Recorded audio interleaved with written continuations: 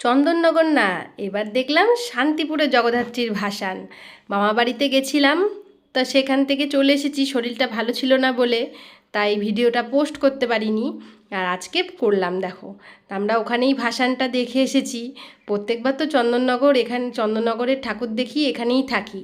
আর দেখো এত সুন্দর সব মানে আলোকসজ্জাগুলো এত সুন্দর ছিল।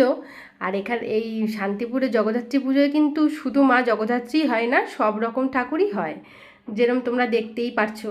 আর আমার ছেলে আর আমাদের যতগুলো বাচ্চা ছিল, ওরা যে এত আনন্দ করেছে, মানে এত বাজনা, ওরা কিছুতেই ঠিক থাকতে পারছে না, ওরা খুব আনন্দ করেছে। আর দেখো সব ছোটোদের সুন্দর সুন্দর কার্টুন লাইটিং ছিল। আর আমরা দেখো সবাই একসাথে বসে রয়েছি। এখানে কিন্তু আগের থেকে জায়গা রাখতে হয়, নালে কিন্তু জায়গা পাওয়া পরে খুব মুশকিল হয়ে যায়, আসলে অনেক ভিড় হয় তো।